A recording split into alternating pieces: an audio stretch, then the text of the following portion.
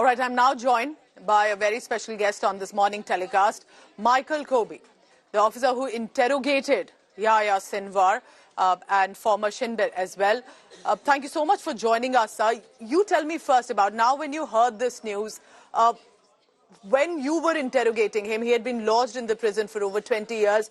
What kind of a man did you make him out to be, and what kind of analysis that you did you thought Yahya Sinwar was about?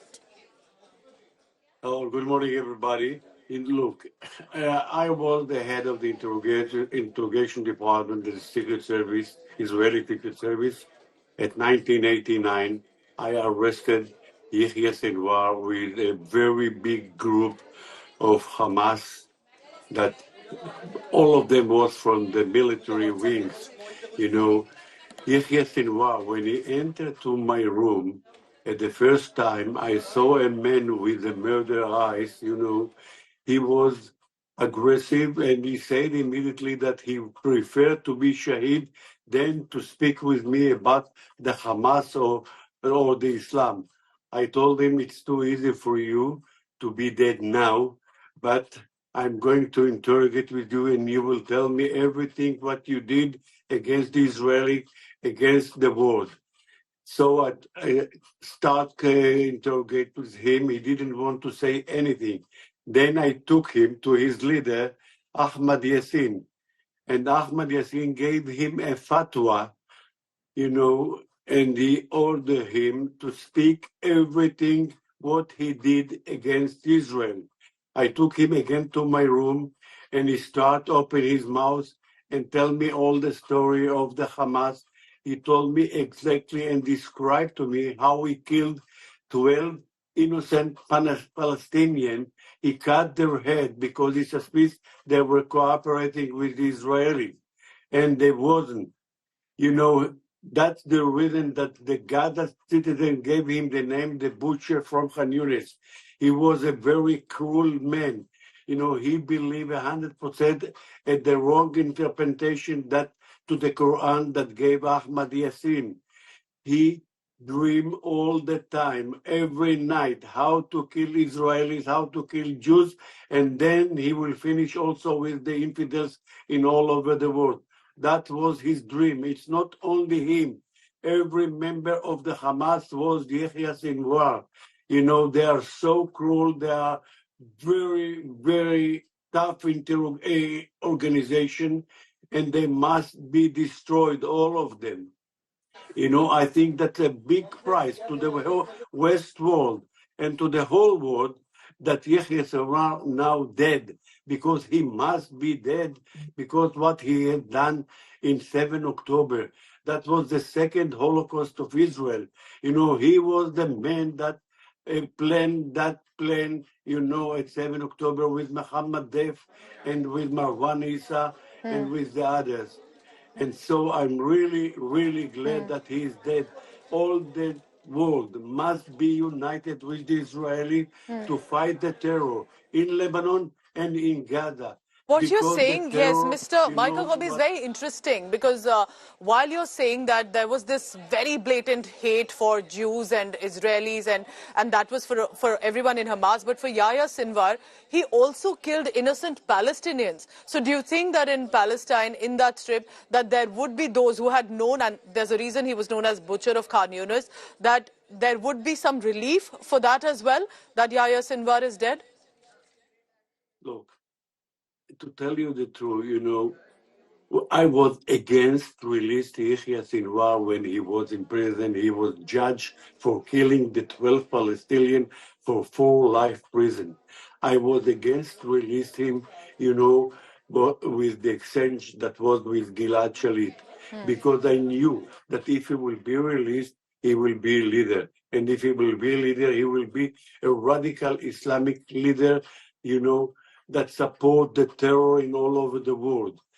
And together with Iran and with Qatar, because he got a lot of money, from those 2 countries. That Iran, country of terror, and Qatar support him because Qatar is Islamic state, very radical. They support. Hamas was also a proxy of Qatar. And the world must know that. And now they are trying to make a negotiation for our, hostages. We have to act now and immediately to free our hostages from all Gaza. They are now underground and in the houses of Palestinians, and they must be now before they will revenge. Michael Kobe, you've interrogated many of those Hamas prisoners. Do you think that with this decimation of the Hamas leadership, that Hamas ideology or its support has been wiped off, or do you think there could be more support coming in? What can Israel do? And across the world who are listening to you, what do you think happens here on? Specifically, what you're saying is that the radical Islamic ideology that is still prevalent in that area.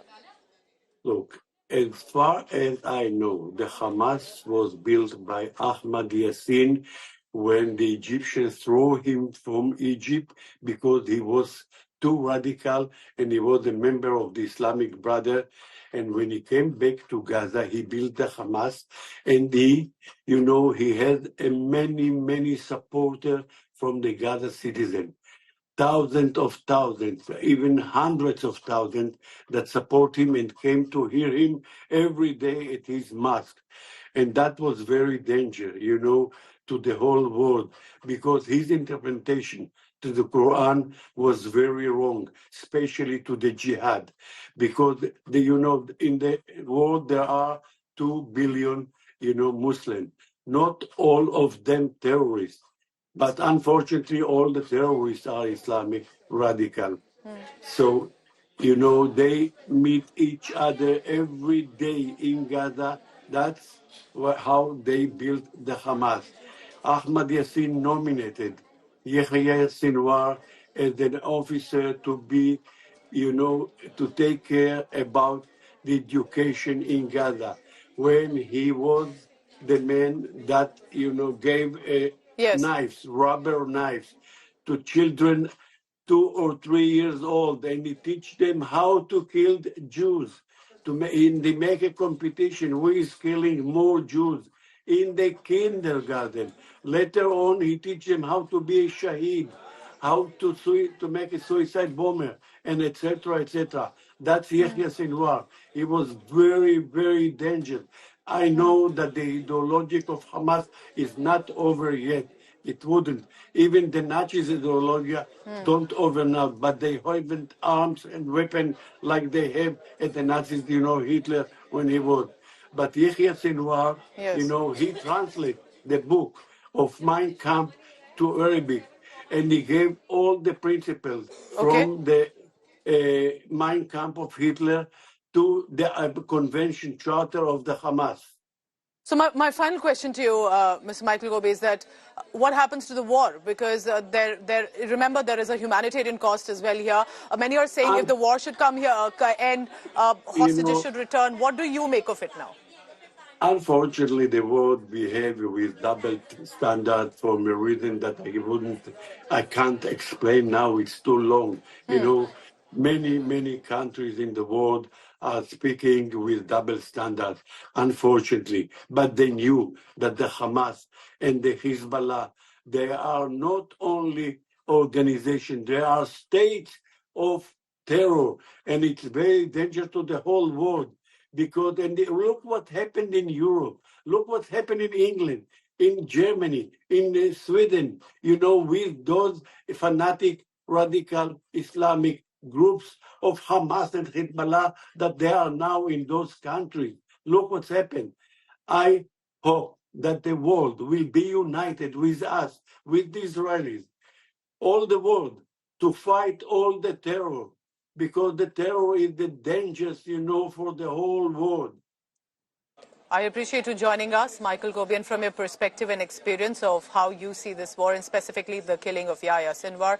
Thank you very much for now.